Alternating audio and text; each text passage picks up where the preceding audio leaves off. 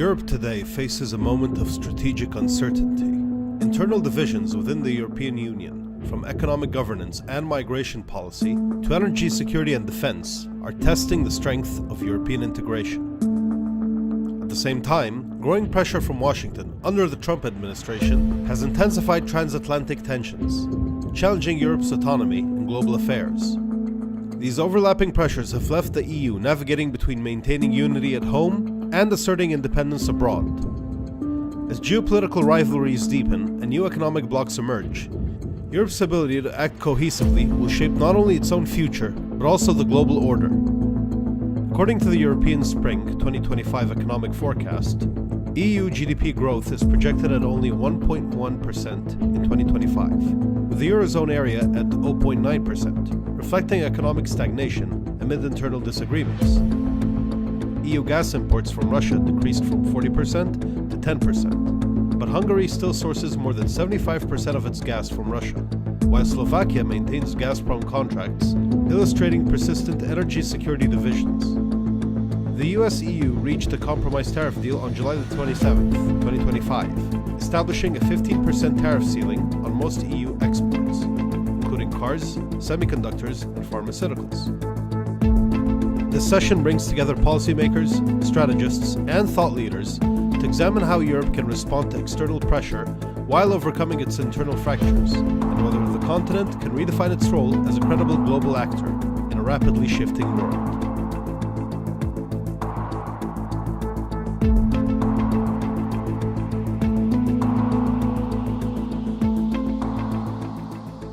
So I will start on personal notice. When Abla sent me the title of our panel, which is called Europe's Predicament, Lost Between Disagreements Within the EU and Trump's Pressure, I was thinking that, there's a lot more to say about Europe today than just talking about doom and gloom scenarios, because our world is in turmoil. We all face really huge questions ahead of us. And Europe, as an example of a successful alliance of states and countries, is something that it's maybe because I'm the newest official European, because my country, Croatia, joined European Union in 2013 and was the last country that joined the bloc. And I'm also a person who was 16 when the war started in my country. And that country in our history was also a very good friend of this side of the Mediterranean, because it was one of the founding members at that time of Unaligned Movement. So what I knew and experienced during my lifetime were huge changes and huge shocks. So to have another shock is just a thing to consider and to see how we overcome that. So my first question to the panel, to all the panel, will be, and please be aware that we'll have questions on this panel. So think about what you want to ask this fantastic group of people, and the mic will be passed to you a little bit later. So my question to all of you, when you hear this diagnosis of Europe, do you think it's right? And what would you put out as like the biggest challenges ahead of us? And still something that Europe can offer in this kind of world. Paolo, I will start with you, please.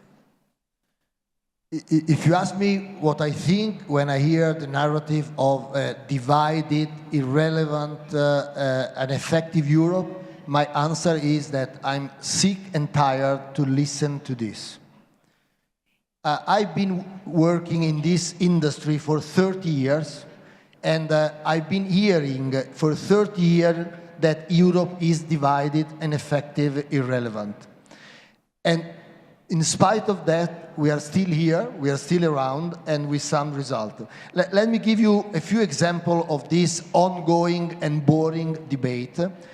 30 years ago, in 1993-95, Piotr and Claudia, two of the panelists, were still at university, and Europe was divided on euro some country wanted to to have euro, and they didn't want other, like Italy or France or Greece, to be into euro. And we were divided. And we were divided on enlargement. We wanted to enlarge and someone didn't want. We were divided on the war in Yugoslavia, in your Yugoslavia, because we have different position, and eventually it was NATO who intervened because we were ineffective. 20 years ago, when Anna was Minister of Foreign Affairs in Spain, Europe was divided. We were divided on the war in Iraq, terribly divided. We were divided again on enlargement. And we were divided on the future of Europe. We had the constitution and the referendum, and we were divided between federalist and intergovernmentalist. And when Madame President was president of our country, we were terribly divided, because we were divided on the euro crisis, on Greece debt, we were divided on the war in Crimea, we were divided on migration and on Brexit. North and south, east and west, everyone divided. But in spite of all this division, we are still a community. We are still around, and we made incredible advancement. We are still ineffective in wars, you may say, but take Ukraine. We have made, as mentioned yesterday, incredibly unified decision.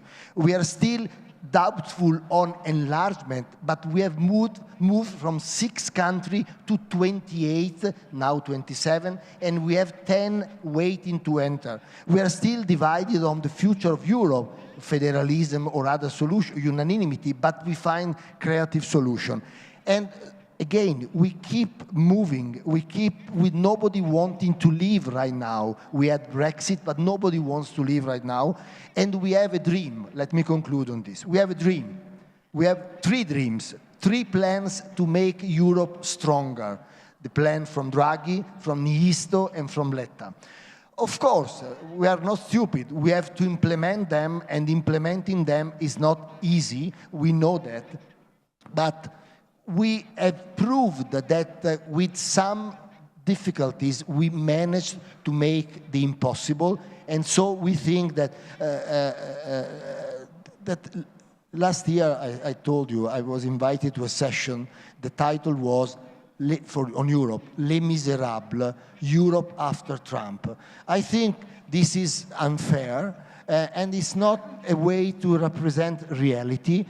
We have all possible problems and difficulties, but we are still around in spite of having been divided for 30 years. Thank you.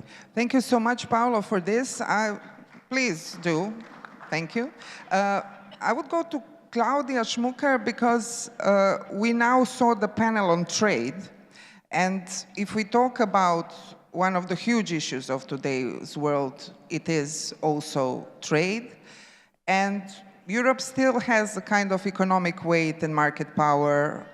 We are norm-setting power in terms of what is coming, tech and all these things. And after the Russia's aggression towards Ukraine, we kind of did our energy diversification successfully, I can say, because it was a huge, huge disruption that we experienced with Putin's actions. So putting these things into perspective of what war in Ukraine did to Europe, and where is our economic place in this strategic uncertainty, and with our internal divisions, which we'll talk about later, and the conversation we're having within Europe about democracy, values, rule of law, what is your 5 cents for the start of the session? Thank you so much for the question, and thank you. I really appreciate being here on this very distinguished panel. I also want to support what Paolo did and look at the strength of Europe, because as he said, we are still here. But before, I wanted to have a look at the geoeconomic environment where the EU finds itself.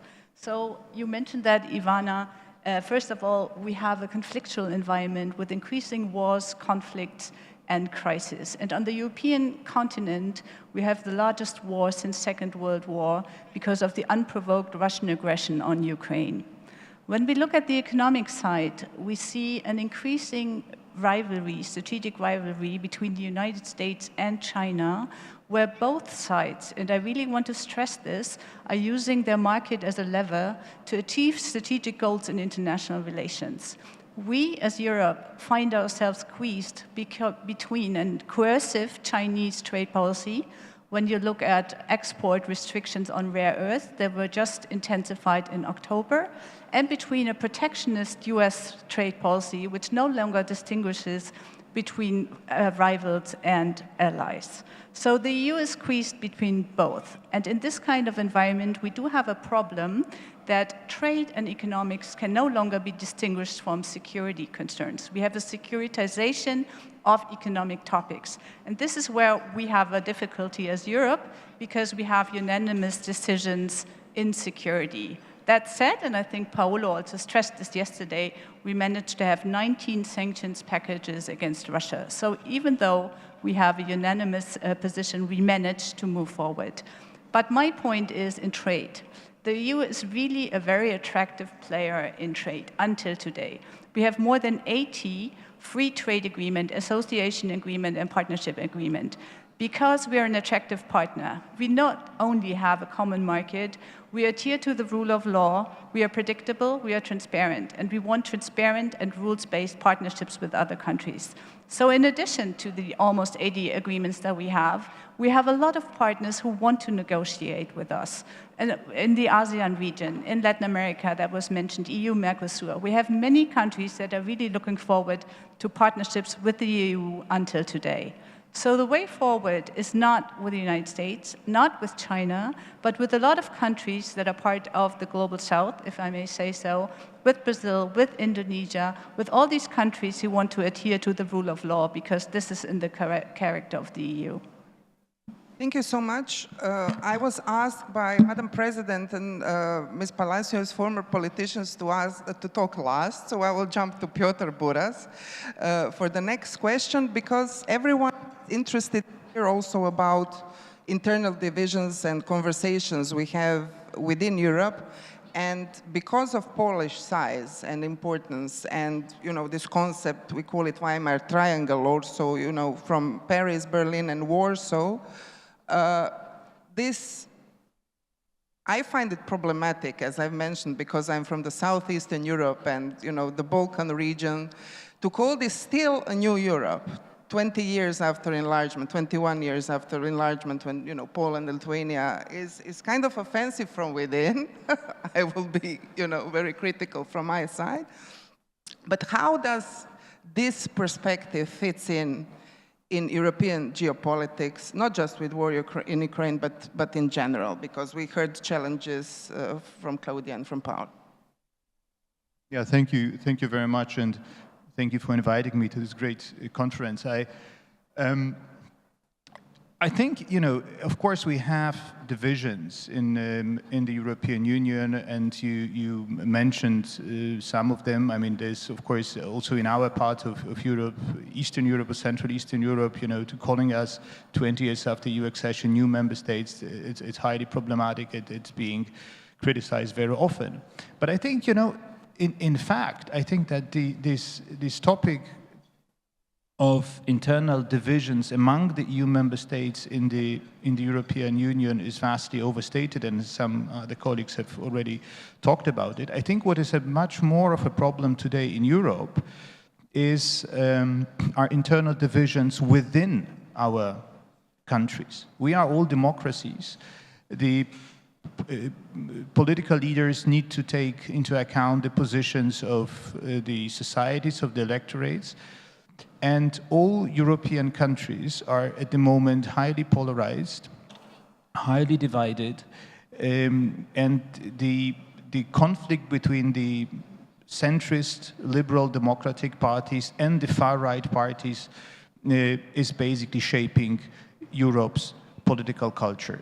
And I think this is something which makes us much more vulnerable than anything else.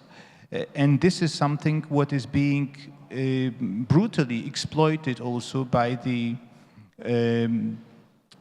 enemies of Europe, of the European Union, the enemies of liberal democracy as well.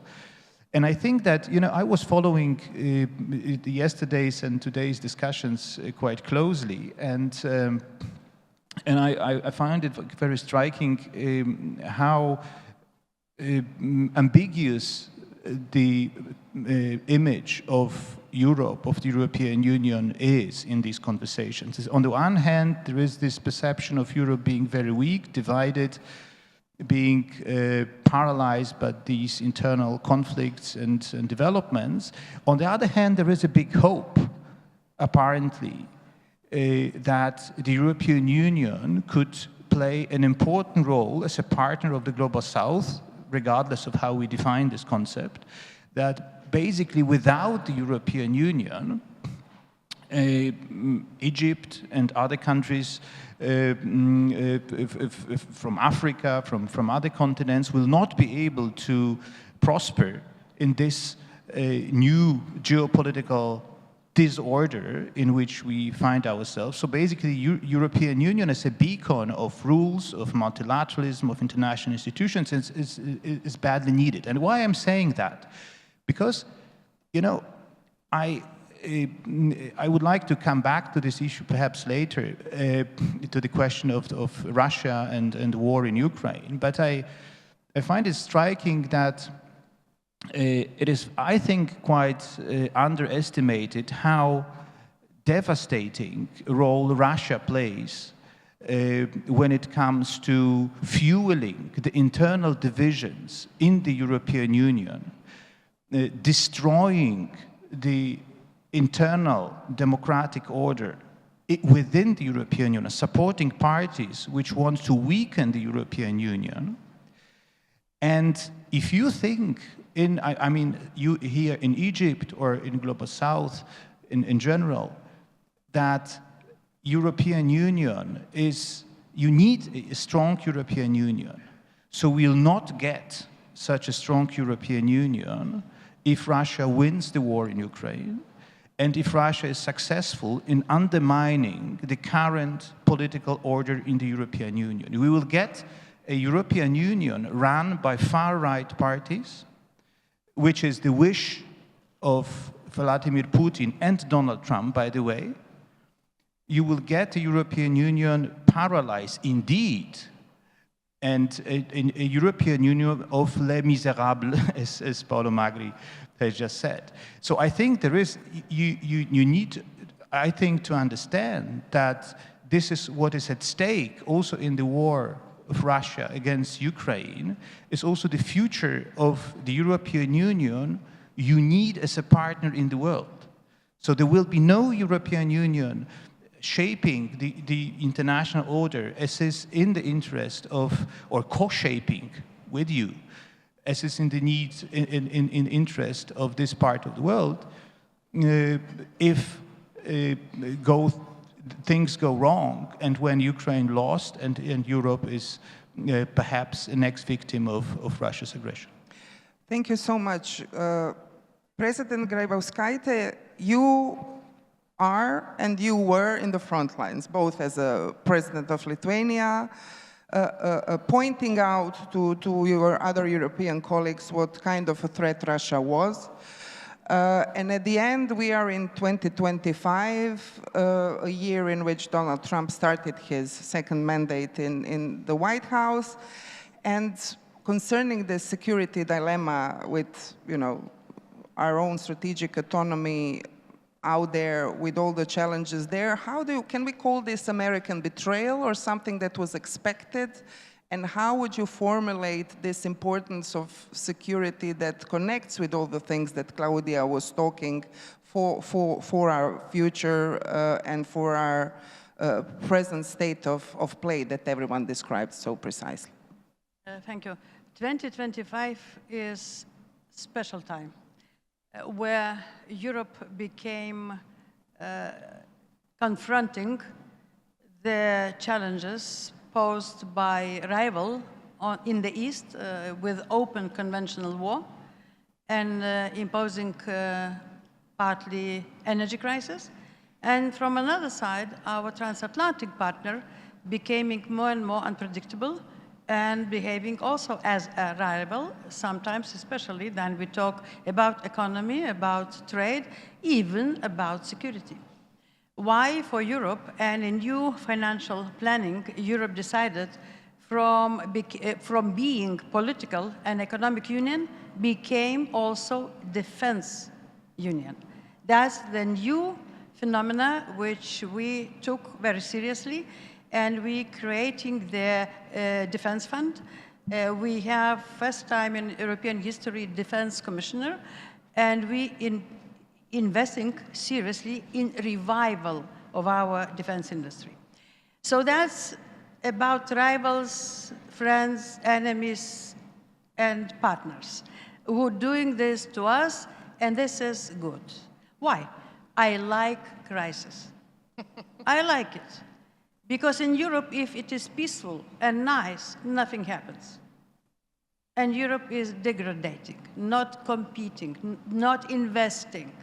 But if you're going into crisis, and I had a chance to be 10 years around the table in the European Council, starting from the 2009-2008 economic crisis, then of course Crimea occupation, security challenges, and then of course energy.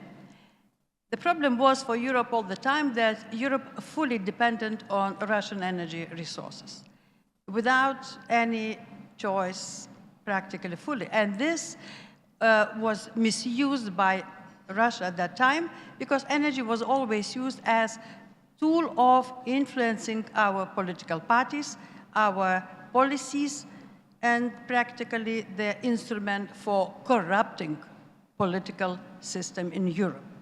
That's what energy was.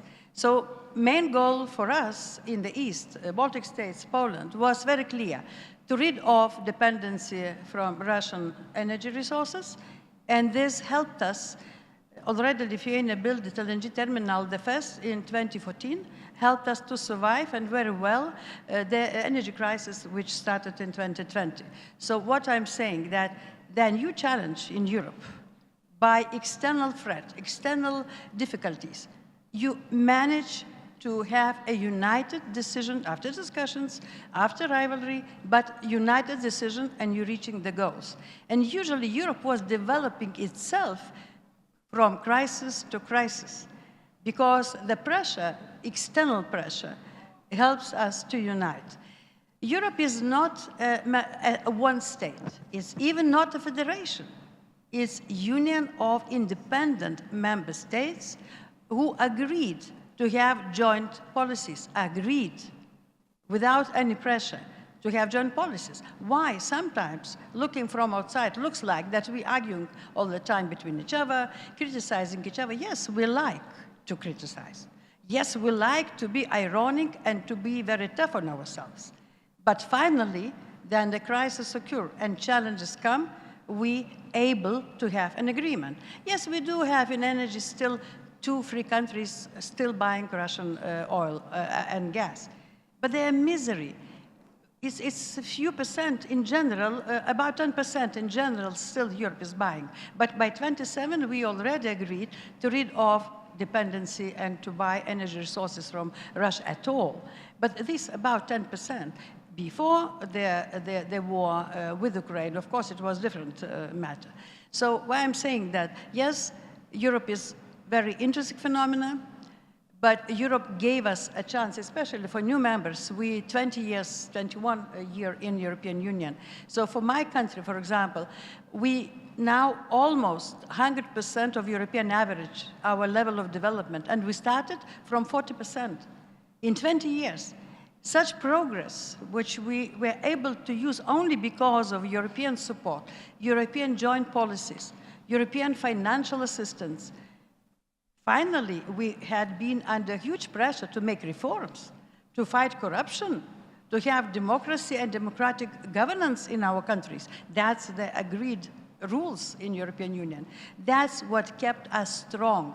And why, with this open conventional war in Europe, an unpredictable friend, very unpredictable friend, still, I think this unpredictability and our capacity to be flexible, to to find the solutions, we will show, Europeans, we will show that we're able to manage any pressure, what we have, either from the enemy, either from the very unpredictable friend. Thank you so much, Madam President. We'll go into foreign policy just in a couple of minutes, but I want to go to Anna Palacio with one short reflection on the conversation I had last night here. I had a conversation. I was granted to say I can say it out publicly. So I heard from one of our friends from China that democracy is overrated and the elections are overrated. Concerning that the basis of Europe is rule of law. This is what binds us together, rule of law. Rules of the game we know because 27 countries, they need to know how to operate and talk and discuss between themselves. And hearing what Prime Minister Le Pen was saying yesterday, that less than 30 countries in today's world are liberal democracies. How can we basically balance this preservation of liberal democratic values with pragmatic responses to shifting dynamics worldwide if we have such a strong disruptors of what liberal democracy is, and we have people around us who wants to live forever, be it big tech or Xi and Putin, what we heard in this video from the Beijing summit? Well, thank you. First of all, yesterday I didn't say it, but thank you for the invitation, and thanks to Dr. Abla for creating this atmosphere and bringing this extremely fantastic, panelists. Now, to the question, the short answer is very clear, by being effective and efficient. That's the clear question. But allow me, because, you know, an example. I'm old enough to remember Franco well. I'm old enough to remember how we joined the European Union. We joined in '86. Spain was in the list of underdeveloped countries of the World Bank, because now they are any longer underdeveloped or even developing. These are words that are, you are emerging or you are transitioning. There are words that have been banned. But in '84, there was a list of underdeveloped countries, and Spain was in this list. Well, Spain went to build the best infrastructures. We have really, maybe a couple of airports, too many, but this happens in China, by the way. We have a fantastic network of high-speed trains. When I go with my German friends to Spain, they envy our highways. That's the truth. So Spain went from underdeveloped to the position that we have today. Do we have problems? Many. Does the European Union have problems? Absolutely yes. But there we are. And again, allow me to add one circumstance to the very interesting list of Magri on all the times that doom and gloom has come from the forecast. When Greece, in 2011, when Greece was in such difficult circumstances, the betting was that the euro will disappear. I mean, remember that, of course, in the European Union, power matters. In those days, I remember that we would have every single day in our newsreels something from a Greek politician, something from the European Commission, and then Angela Merkel. Frankly, we ended up knowing the closet of Angela Merkel, the yellow with the black, the yellow with the blue, or the pink. This is what Europe is. And this was Angela Merkel and Draghi, whatever it takes. And here we are. We are out of the woods? Absolutely not. We have very big challenges, but the world has very big challenges. So now, yes, we are rules. I wonder when the young ones said that they didn't want rules-based, but they wanted just coalitions and they wanted alliances. Don't they know that alliances and coalitions are made out of what? Out of rules. I mean, come on, the alternative for rules is power, is sheer power. You do why? Because I'm more powerful than you. If you get to coalitions, you have rules. Now, one word about the Mediterranean. Again, I'm going to reveal another of my past responsibilities. I am one of the mothers of the ill-fated constitution. I was there. I was part of the presidium, the 12 that drafted this constitution that didn't go forward and that ended up being an international treaty. So you know where I am. I think that Europe now, the challenge is get a more federalist interpretation of the treaties, which was what the Constitution wanted. But allow me to speak about the Mediterranean. When Spain joined, the first thing that we said is, this is imbalanced.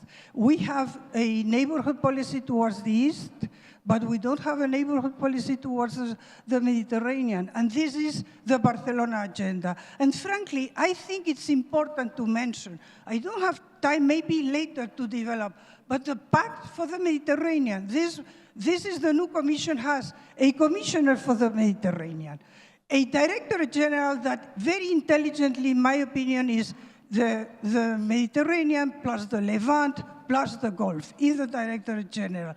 And there is this approach of the Mediterranean that just joins what you have said about we have a challenge with immigration. But we cannot relate to the Mediterranean, to the southern border of the Mediterranean, only through this transactionalist approach of immigrants. We need to have a comprehensive strategic, and this was when our issues were very different in '95. So this is a revamped idea of having a partnership with the South. Last word. In the South, your countries are very siloed. The idea, I mean, the idea that it prevails in this kind of cooperation is to have a better link between all the Mediterranean, north and south. And honestly, in this, we count on you. We count on Egypt. There is, you know that the closure of the frontier between Morocco and Algeria just cost the Moroccans and the Algerians 1.5% of the GDP at least. And this is true if you go to Tunisia, you go to Libya, there must be a better interlinking there. I think that this Pact for the Mediterranean is a good way. And I'm looking at former Commissioner Gabriel. One of the challenges of this pact, one of the strengths of this Pact for the Mediterranean is education, is a university, is just going forward in what was fundamental for us, which is the Erasmus Plus, circulation of southern border students in our countries. And our students, I have an assistant that was with Erasmus in Lebanon, and she told me I couldn't go to Egypt, it was in high demand, but I wanted to go to Egypt. So we need to work, but this is partnership. I think that yesterday was said, and I repeat, there has to be a commitment from the South not to see this relationship from the start as unbalanced, as just the North versus the South. This is a new world, and there we are together. Thank you so much. And I like this construct that you said, transactionalist approach of ignorance. So I want to put a question to Paolo and Madam President, because I've been asked that a lot. So where is this Europe's foreign policy at this moment? It's just Ukraine, Ukraine, Ukraine. We had, you know, different global challenges that also connects us and can be viewed as foreign policy, which are climate and demography, connected again to the migration question. So Paolo, I will start with you. how would you tell this story of Europe if you understand Europe as we described it right now, in foreign policy terms at the moment? No, we are proud, but not stupid. We are proud, but we see the problem. And if you ask me about Europe and the Mediterranean, Europe and the crisis, the recent crisis here, we cannot hide that we did not play a very pleasant and positive role. Division, which this time were there, prevented Europe to take any position on what was going on in Gaza. So we are proud but not stupid. And we are proud and not stupid also with regard to what Jorge said yesterday, talking about Europe and Latin America. He said, great, we have good relationship, but Europe is too slow. 26 years to debate Mercosur at a time in which Donald Trump changed trade agreement in days or hours, it's not fine. So we know that agility is an issue, and we know that agility is an issue also because we are a democracy. We are a democracy in each of the 27, and we are a democracy in Brussels. So we are slow. But should we change to become faster? Let's remember that 20 years ago, we were exporting democracy. We were dealing with China and Russia, saying we trade with them, eventually they will become democratic. Are we saying that we are now ready to change ourselves to become more effective and faster? I don't think, and what Piotr said before, is a very crucial point. We have to defend as a non-negotiable value our being democratic at a time in which all the other powers are challenging us exactly on this. And also to put the question to Madam President, you have people at the table in European Council, some of European leaders currently, who are actively working to disrupt from within. So from your experience sitting at the table, how are these decisions being made, and what kind of a challenge present these other forces within Europe that basically dismiss democracies and rule of law based order that we have in Europe? The main value of our international and external policies, because Europe uses the basis value-based attitude towards international relations. And this is the value which we need to stick with. And even, I can be open saying that not all examples of this transactional foreign relations from our partners are nice and we need to follow, not at all. In our understanding, European understanding, of course, better to be enough clever to mix them, but value-based democracy, value-based human rights, value-based organization as European Union, it's a value itself.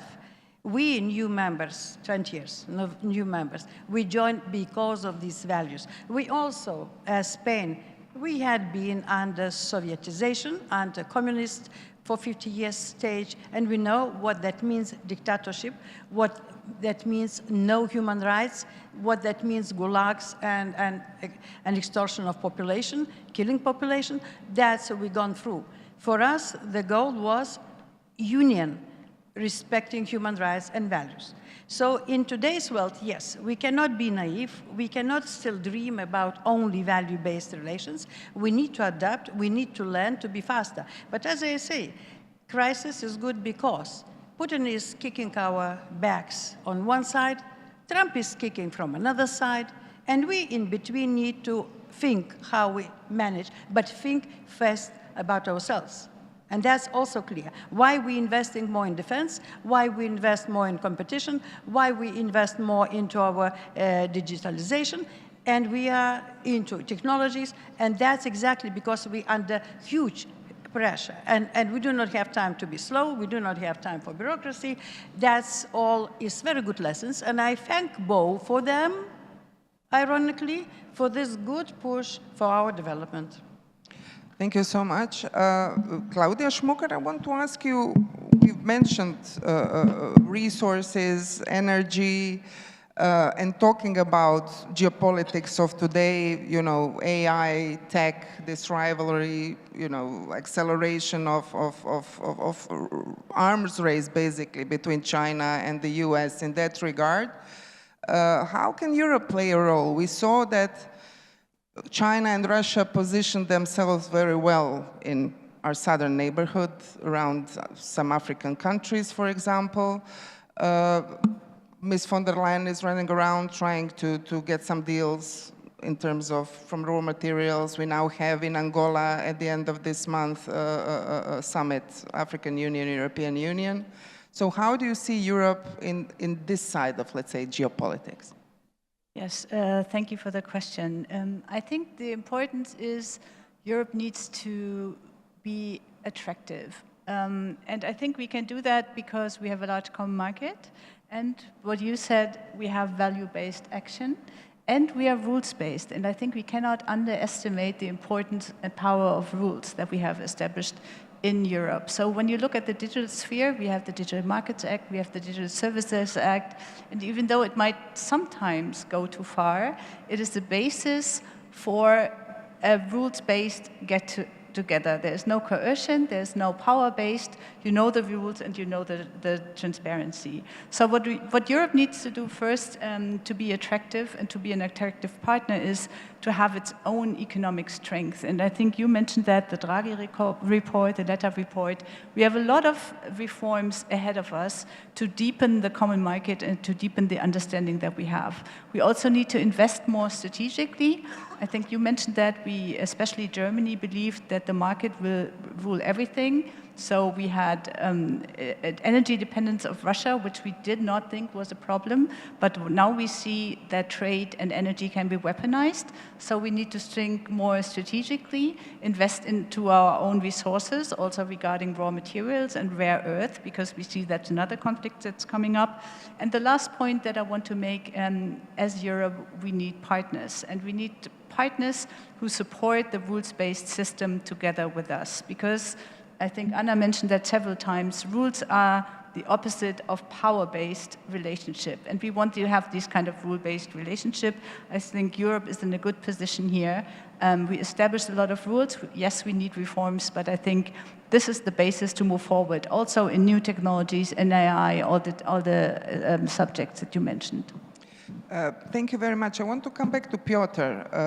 I remember in 2018 in Warsaw, there was a 3 Seas Initiative summit. It was mentioned here yesterday. I remember Trump coming there, selling Patriots to Poland.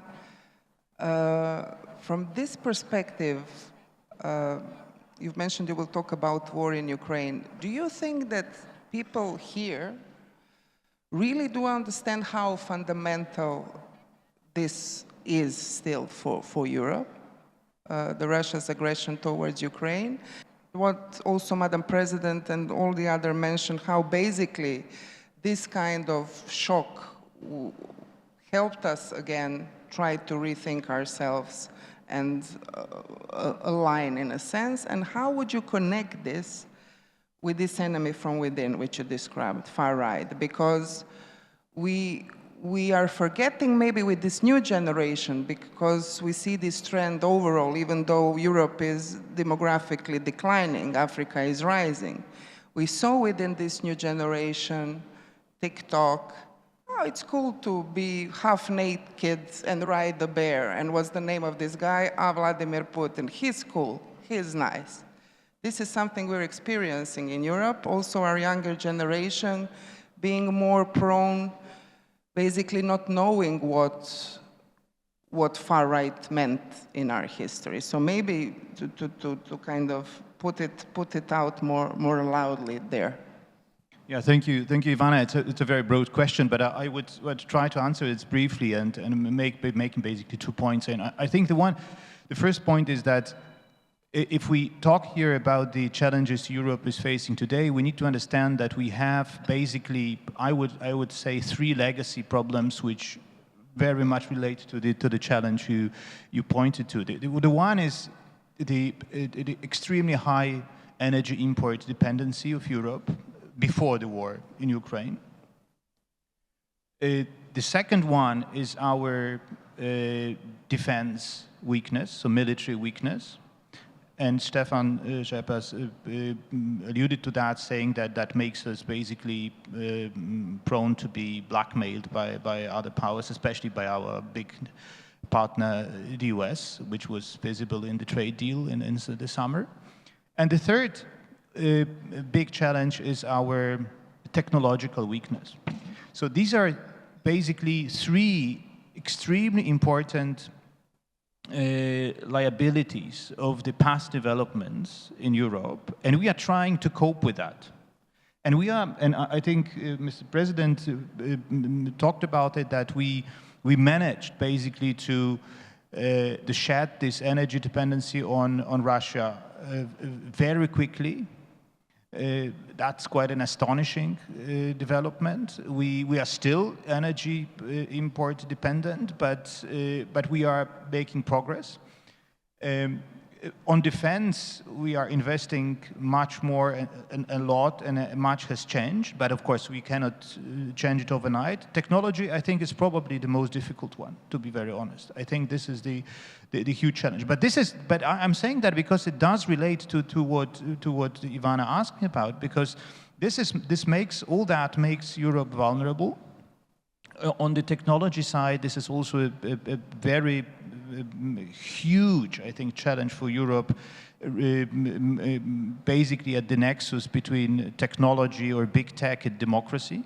And I think, you know, this is basically a democracy question for us in Europe. So because the way how the big technological companies behave of the European market, how they basically push the European governments to disregard our own internal rules of the digital market, digital services, and so on and so forth. It's basically related to the rise of the far right, which is using the big digital platforms for the promotion of all these you know, ideas and narratives which are undermining the stability of our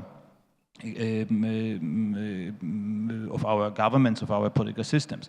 So this is, and I think this is where the war in Ukraine comes in, because you know, energy and defense are directly related to the Russian threat. So basically, you know, we wouldn't have come to the decisions which we discussed before without Russia's aggression and without Russia's threat. And I think, and my second point is, if I may, very briefly, because I would like to use this opportunity to refer to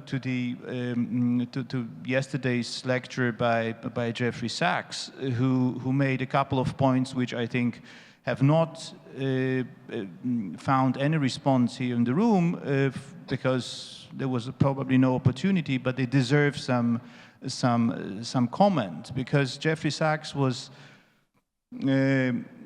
explaining the reasons for the outbreak of the war in Ukraine, the reasons for the Russia's aggression against Ukraine by the NATO expansion. So he said basically, if not for the first time, that the NATO expansion was the reason for Russia's aggression against Ukraine, which I think he didn't even call it this way. I think this is, you know, to be very honest with you, and to use the mildest word I can use, this is nonsense. Just and it is very important, I think, to understand that and to be very clear about it.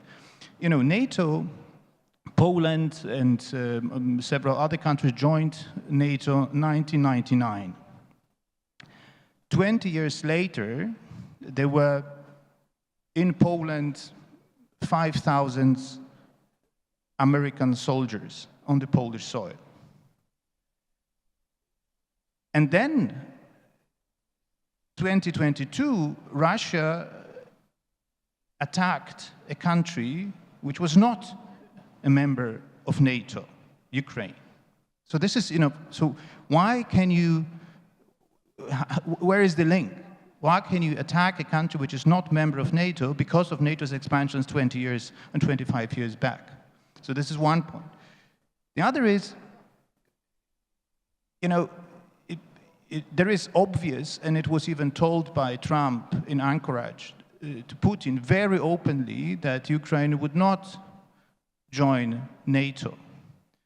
And there's no question about it. Ukraine will not be member of NATO because there is no willingness, sadly, I would say, but that's truth in the alliance to accept NATO. So basically, Putin could finish this war even today if he wanted, if the NATO problem was a real reason for that.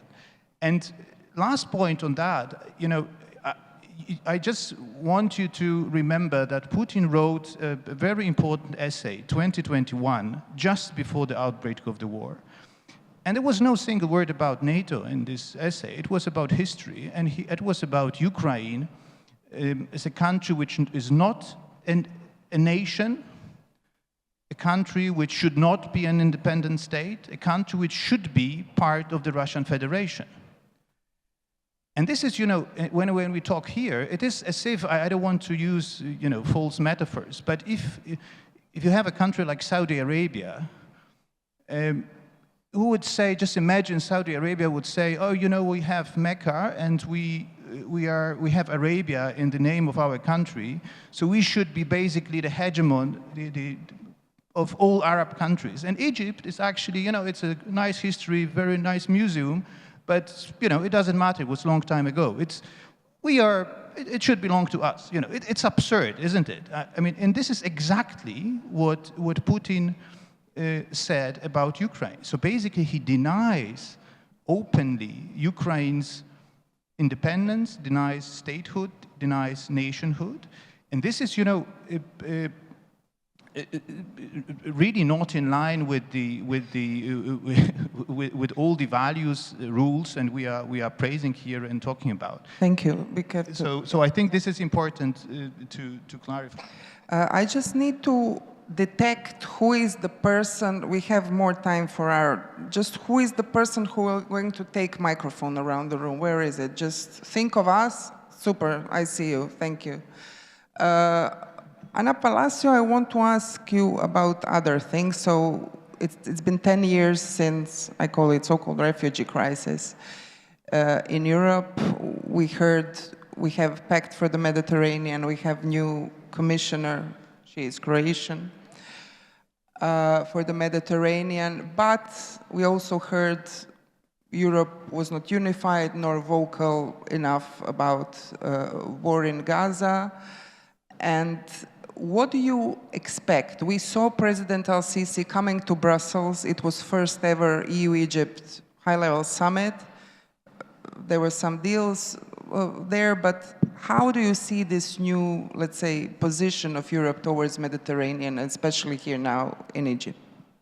Well, I said yesterday that we Europeans, we have to be more realistic. Samir Saran said humble. I say, just realistic. We have to know that power has shifted, that the world has changed, and this realism has to prevent us from being patronizing and from being lecturing, which is what we do. The Green Deal is a fantastic example. I joined our Chinese friend Kai that yesterday said that if there is a challenge and something to address in Africa, it's energy. Energy, because energy is prosperity, and that because of the bulging demographics that you still have in general in Africa. But allow me to highlight, and this is related with what you are asking me, to highlight two other aspects where we have to be realistic. I am a lawyer by training, by vocation, by everything. But I disagree with this idea that today we can still speak about the EU regulatory power. There were times 20 years ago when China would copy our directive on water management or on plastics. I don't know if they applied it, but it was incorporated into their legal system. But today, I think that we have to be very careful with still betting. Things have changed. Piotr has said we need to be realistic to know how to speak power. Power as European Union, not as member states, and defense. Therefore, we need to be more effective. I think that checks and balances should not take the long time they take. We should regulate, yes, but in Brussels, there is the idea that any problem has a regulatory solution. It's not true. And I'm quoting here Draghi. Draghi today is our star. And he said we should delete the AI, the artificial intelligence directive. I fully agree. It doesn't make sense to have a directive when we really don't have a reality to regulate. And the same goes with other aspects where we should understand that the challenge of the Union right now, and frankly, there are things happening. This Commission is much more political than it has ever been, which has other challenges, which is enforcement. This Commission has problems to enforce what she says because the Commission is too political. But I think that we have to adapt. It won't be immediate, but I fully agree with this idea. And by the way, this is written, it's a cornerstone that the European Union will progress from crisis to crisis. This is one of the fathers of the European project. So we are there. I can tell you from the south on Ukraine, from the south, we don't see Russia as a threat. Absolutely not. In Italy, in Spain, we have Russia for us is just Dr. Zhivago and Tchaikovsky and little else. I mean, something of emotional, interesting, not a threat. We have never had issues with Russia. Yet you lose electricity for a day. Yeah, but one issue is that there is still unanimity behind the support of the Ukraine. Unanimity that includes Italy and Spain that honestly have other fish to fry in terms of budget. And yet we are there with differences, with debates, with all that we want. Gaza, and this is my last word. Gaza was a disaster for the European Union. I was in the UN General Assembly, and what highlighted of the European Union was nothing but the fact that there was not a position in Gaza, that we were quarreling among each other, and that there was the French president, the Spanish, the Germans on different sides. I hope that we have learned of how at a very important moment of the multilateralism, we didn't have a voice as European Union because the issue that was in the minds of everybody was Gaza, and that on Gaza we really didn't count for anything. We had no voice.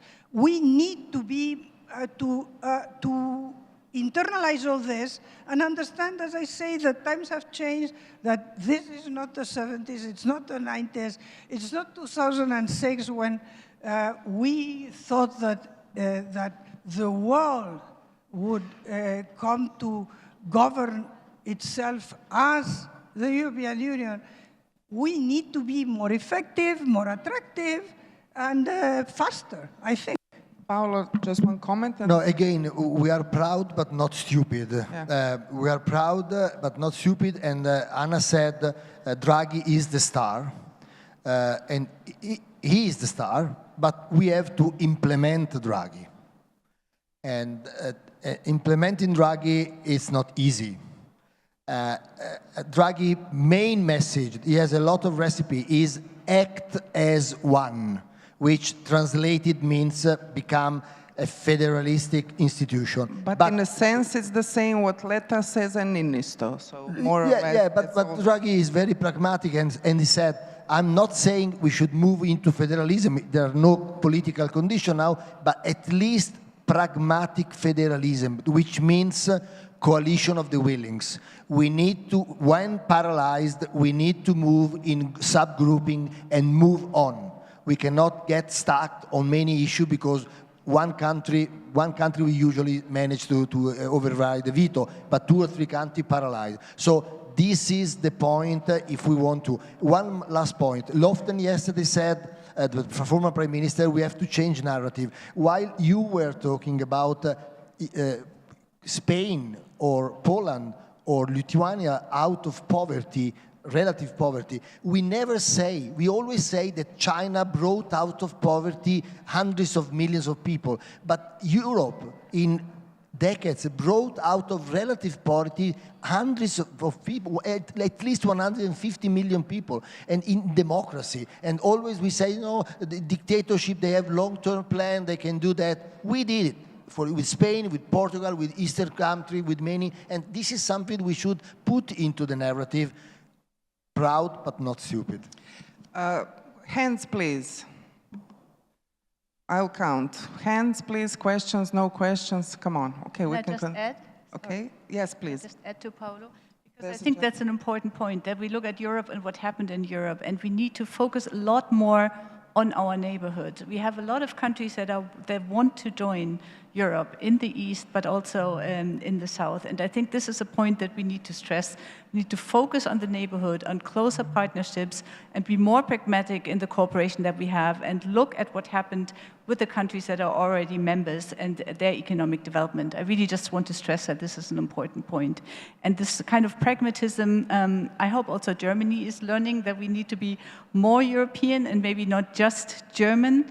When we talk about economics and trade, I hope this is what you said, that crisis will bring us together, that we have a change of view on how to act together in the EU, also with the new German government. That will be just my last point. Thank you so much. Can you please introduce yourself, give your name and the question, not much comment, but just question. Okay, thank you very much. My name is Khalid Kiswani, and I have a very kind of a question to Madam President first, and then to the whole group. The first question, Madam President, you were talking about unpredicted ally. So I think you're talking about Trump, if I'm not wrong. So I want to know, what was the previous presidents doing different than Trump to Europe in general? Number one. Number two, I'm surprised that Europe didn't learn the lesson for diversifying energy bill. I'm surprised now everybody's talking about the Russian kind of threat to cut supplies. What about Norway? What about UK? You guys had years of thinking where to bring other sources. You had also cheap gas from Qatar, if I'm not wrong. That's another source. Kept depending on Russia, till Russia used that as a way of a threat. That's the rules of the game at the end. Thank you. Thank you so much. We have a second question, so third now. Gentleman there, second row, thank you. Well, actually, my question to you now Just please is introduce yourself so we know. Thank you. My name is Ahmed Lautifi. Okay, I work for Agility, advising the chairman of Agility, which is a logistic company.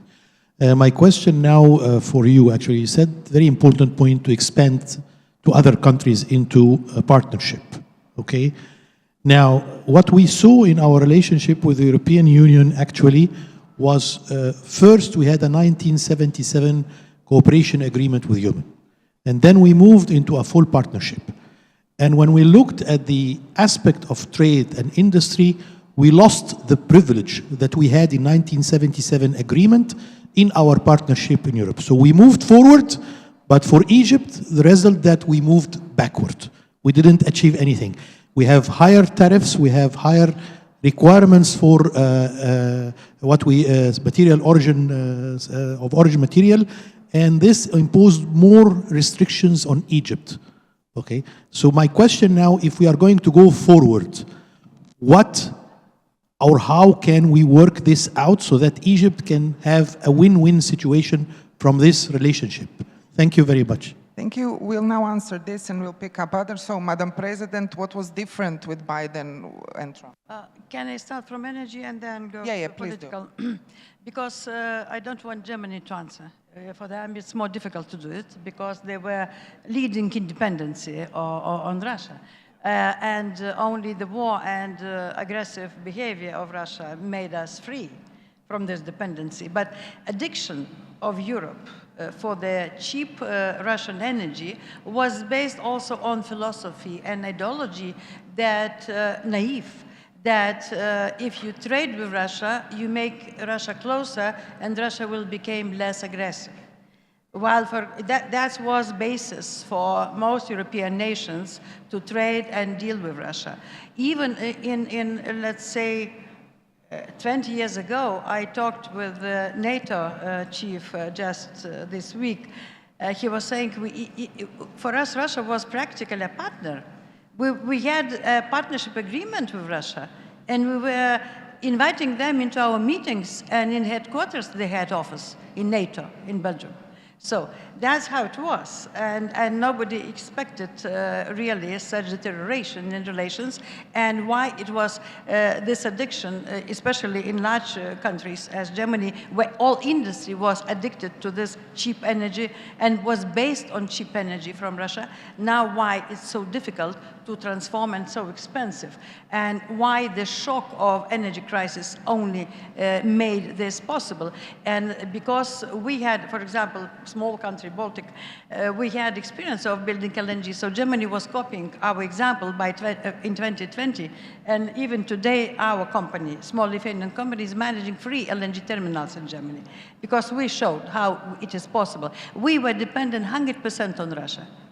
After the war, we immediately, after the war, we cut it, but after the Crimea occupation, even in 2013 and 14, I decided that it's not possible to depend on aggressive country and to make your economy dependent on aggressor.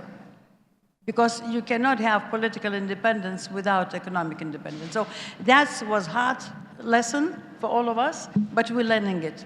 Now on American administrations, let's say, not personalities. Of course, today's personality very much influences administration, but I can give you a small story from 2018. Then I met President Trump during this first cadency. We've been 3 Baltic leaders in the White House, and we were talking with him, and I knew that he is able to concentrate attention only for 2 minutes. And because we were free, so that means I had only 40 seconds. So, and I was supposed to make an impression for him to remember me, because we have been free.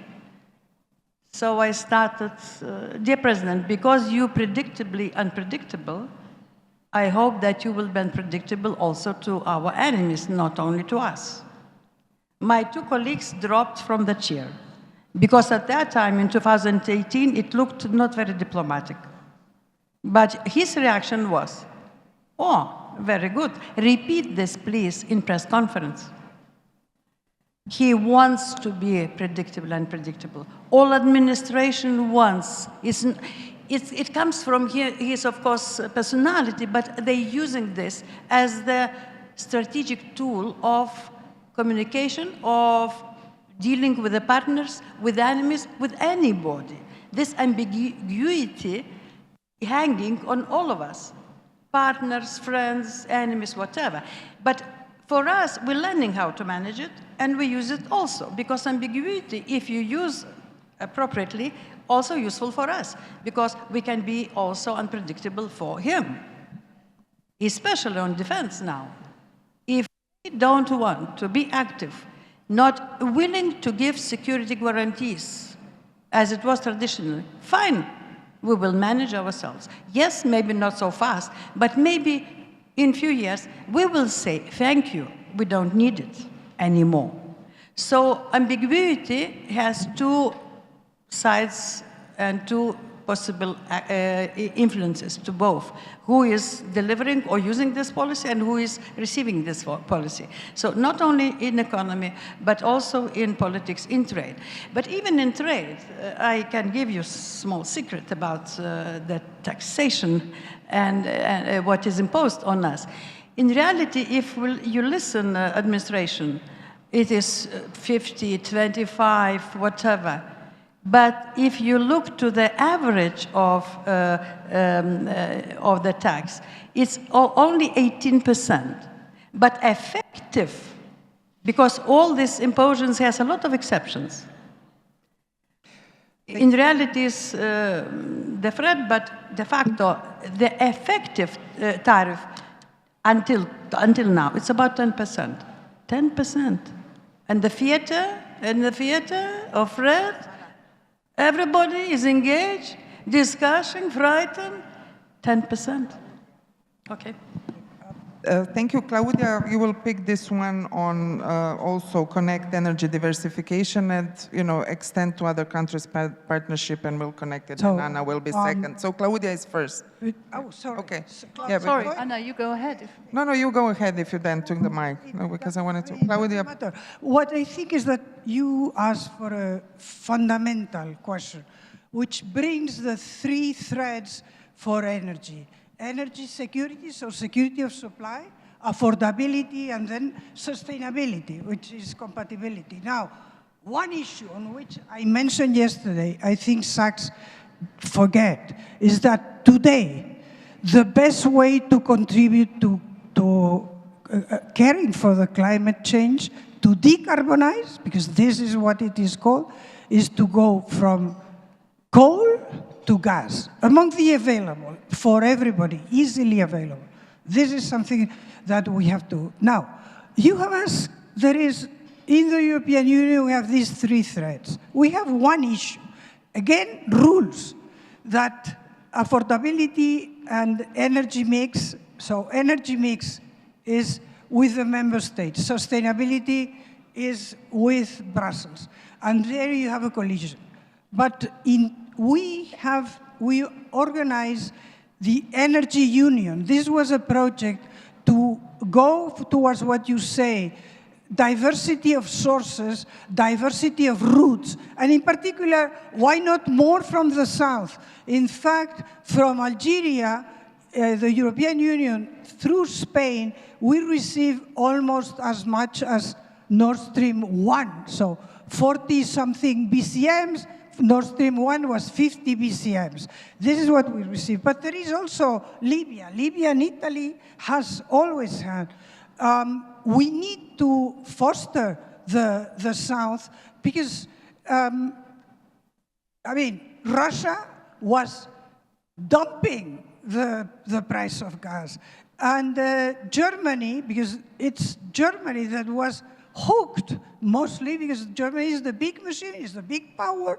We cannot forget this, the big industrial machine of the European Union, and what is relevant is how we have managed to pivot through having the highest prices of electricity. Okay, time, we need to, yeah. Okay, well, but again, I think that if there is something that correlates with prosperity is baseload energy, firm energy. And this is the challenge for Africa, frankly. Claudia, we also have to answer the second question in correlation with that, how can we have a win-win situation for Egypt also, because we hear this feeling that they're not satisfied with.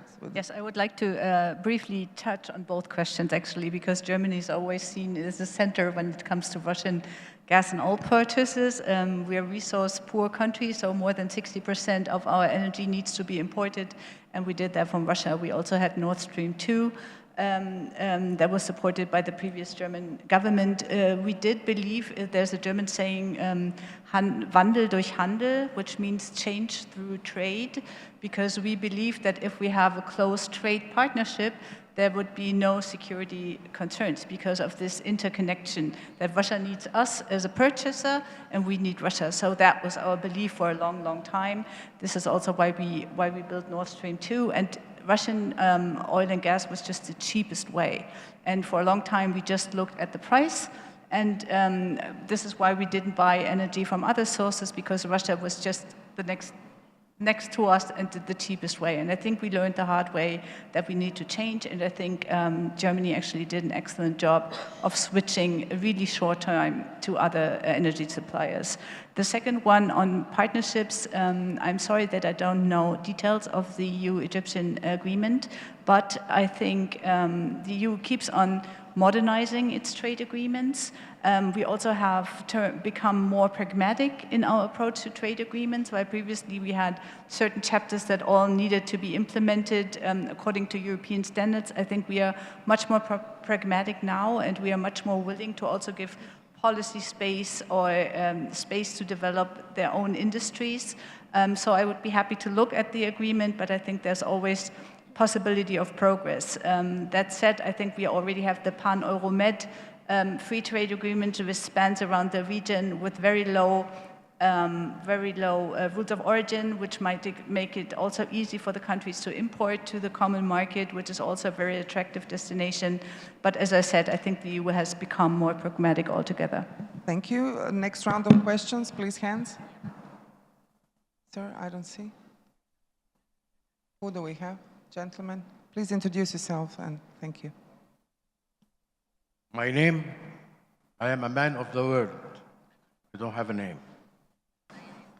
I want to thank the panel for the extremely helpful speeches that you make. Okay. Now, the fact is that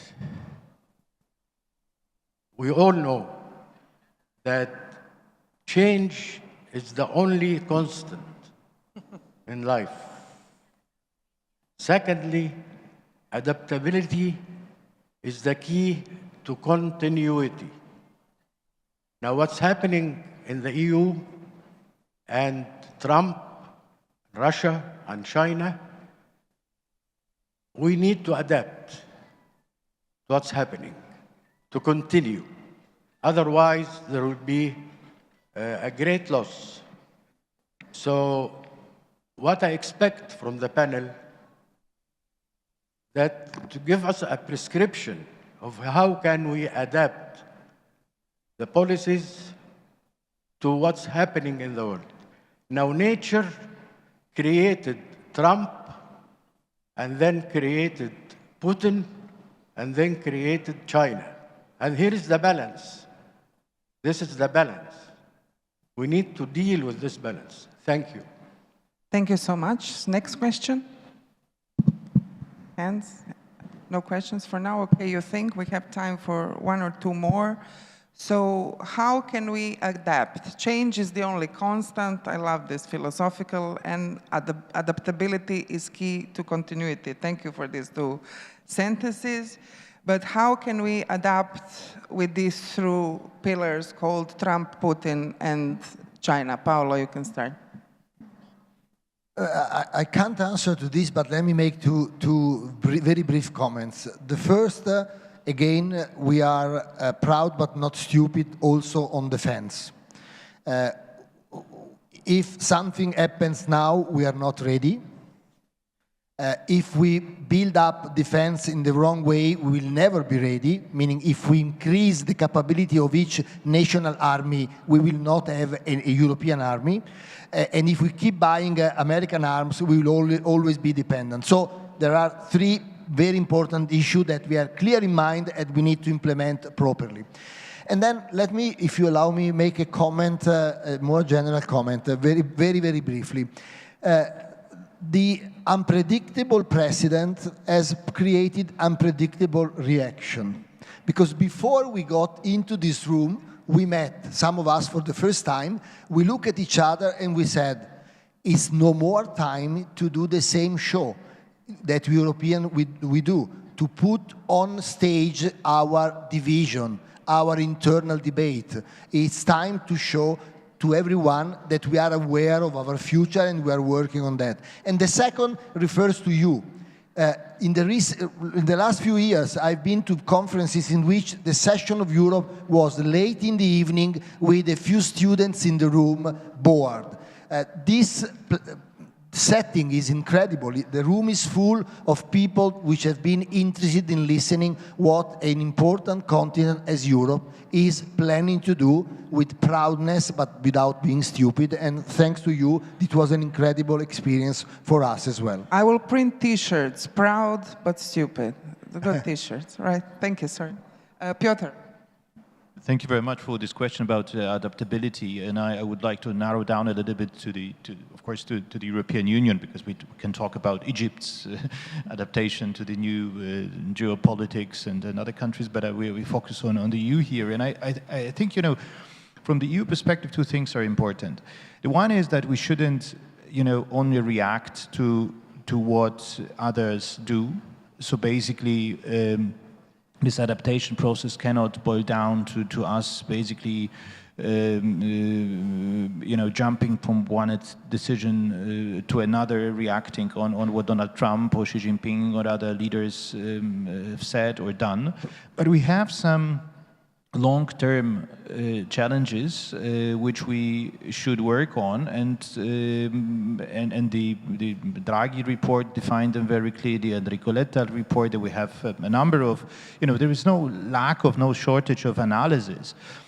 So we basically know what we need to do, and how we can play on our own strengths. For example, you know, one thing what the European Union could do theoretically easily without, you know, a major adaptation to the new geoeconomic, geopolitical environment is to complete the single market. Because, you know, there is this is one thing which seems to be so obvious, but is of course very difficult, because as it has been said many times, you know, we are a community of 27 independent states, and the EU procedures do not allow for changes, you know, to happen overnight. But you know, just one figure. I think we have a single market, but there are still lots of barriers, and they basically amount to 43% of tariffs, which we face as the European Union. So it's a massive barrier for internal trade, and we should create, you know, a capital union. So basically to make sure that financing investments in the European Union is availability of funding is made easier. So these are obvious things, but just give me a chance to say one additional point, because I think what is important about the current situation of the European Union is that we are, with all key challenges we are facing, you know, on defense cooperation, on let's say migration, on taxation, because we need more money for common projects in the European Union, so we basically would need to raise European taxes. On energy policy, all these issues are not basically the exclusive competence of the European Union as such. So they touch upon the national sovereignty of the EU member states. And this is a critical moment, basically what Paolo Magri said, that basically we need to cooperate more closely with each other. It is it will not happen as in form of a deeper integration, but rather intergovernmental cooperation. Time. Sorry, Claudia, 2 sentences, and we have a question in Arabic after that, and we'll need to wrap up. Claudia, your comments? Yes, thank you. I try to be brief. I want to mirror what Piotr said. We cannot only react. So I would like to pick up the 3 points that the Commission put forward in the economic security strategy: promote, protect, partner. The first one is promote. Completion of the common market, important project of European interest, investment in our own capabilities. The second is protect. That's not only economically. We do not only need anti-coercion instruments, something that also refers to defense. And the third one, which should never be forgot, is partner. Look to diversify, look for middle countries, and maybe to add this time, we need multilateralism and global rules. Thank you so much. Anna, just 1 sentence to answer the Egypt question before. Because I think that we have had a visit of President al-Sisi to Brussels. We have this framework of the Mediterranean, of the one sea. And I think that, Egypt has many assets to put on the table because of its position, because of the auctoritas that it has shown. Yesterday, we were remember that in the Sharm el-Sheikh, the speech by President al-Sisi was made everybody to raise and applaud, even Trump, to the two-state solution. This is very important for us. Thank Sudan, you. Gentleman is waiting for the question. Thank you, please. بسم الله الرحمن الرحيم. المستشار ثروت طنطاوي وكيل أول وزارة الاستثمار سابقا. الحقيقة أنا عاوز أوجه النداء للدول العربية ودول العالم للتسهيل للسهولة في تنمية الموارد. يعني بدل ما عملية الاستيراد في كل شيء سواء الطاقة أو غير الطاقة، ليه الدول ما تبحثش عن مواردها؟ يجوز عملية الاستيراد لهذه الطاقات والقوى المطلوبة، يجوز يكون بيزنس، بس لازم يكونوا الموارد الأساسية لهذه الدولة أيا كانت الدولة دي يبحثوا في موارد الدولة الأول وبعدين يشوفوا الاستيراد إيه. ما يبقاش فيه نوع من السهولة في التعامل. عملية البحث في الموارد هنا لازم يكون فيها ناس متخصصين وليس لهم أي مصلحة في الاستيراد، لأن تنمية الموارد داخل الدولة ما فيهاش عائد، إنما الاستيراد كلنا نعلم إن الاستيراد له عائد على المستورد. فإحنا عاوزين نمنع عملية دي، لأن دي موارد شعوب أيا كانت هذه الشعوب دي مواردها. فأي حاجة بتصرف على الاستيراد والاستيراد ده في منه موجود مثيله في هذه الدولة، بس محتاج إلى نوع من التنمية والبحث والبحث العلمي والاستشراقي في هذه الموارد حتى نقلل عملية الاستيراد من أي قيمة أيا كانت طاقة أو غير طاقة. فهذا المؤتمر أنا بعتبره مؤتمر مهم جدا جدا للبحث في هذه الأمور، للتسهيل من عملية الاستيراد. يعني مش عاوزين نخلي موارد الشعوب، معلش أنا آسف أقولها، تدخل في جيوب أشخاص منتفعين. الشعوب دي أولى بمواردها وأولى بمصادرها اللي موجودة عندها اللي ممكن تستفيد منها. وشكرا. Thank you so much for this question. I will give the floor to Madam President to answer and to conclude, because for the end we also have a question for our audience and the poll, so be prepared to vote. Madam President, Okay. you will conclude Thank you very the much session. for the question. It's very interesting because the countries around the world is so different. Some have resources, mineral, others not, but the countries who do not have and were supposed to import previously, now it's importing less and less. We are more self-reliant, mainly because the new technologies, new alternatives, even my country has no oil, no gas, nothing, but we're already producing 40% of our energy from alternative resources. And our resources now are technologies, people, our minds. So whatever we have, we need to utilize and we need to make ourselves more self-reliant. Why?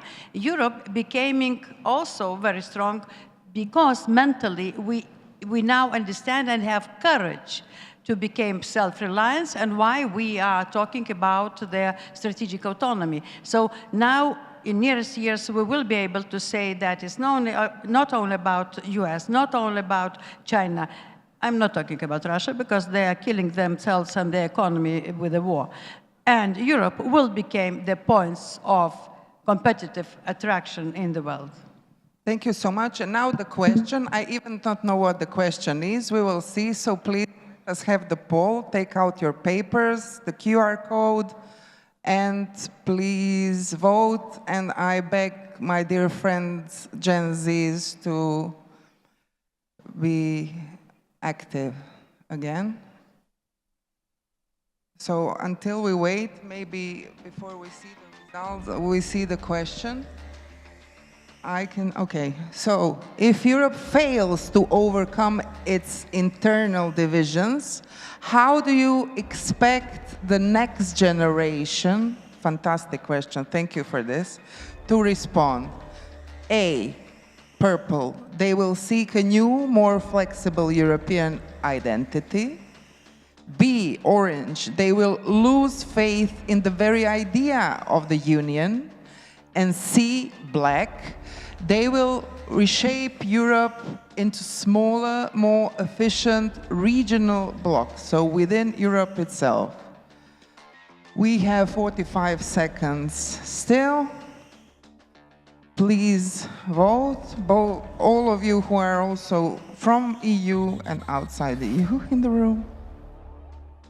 32 seconds. So the biggest part of Gen Z is on losing faith in the idea, which is something I like, because people often say that the youth is like without clue, without ideas, and for them, idea is something they find. 7, 6, 5, 4, 3, 2, 1, vote is over. So, for Gen Z, they answered the question, if Europe fails to overcome its internal threat, how do you expect the next generation to respond? The next generation will lose faith in the very idea of the Union. That's the Gen Z answer. And the older Gen X plus generation says that they will reshape Europe into smaller, more efficient regional blocks. This is what Paolo was saying, basically coalitions of the willing in a sense, but it's for another session to explore. Thank you to all of you who were in this panel. Thank you for your very interesting questions, and thanks Abla and the team for having us here in Cairo. Thank you so much.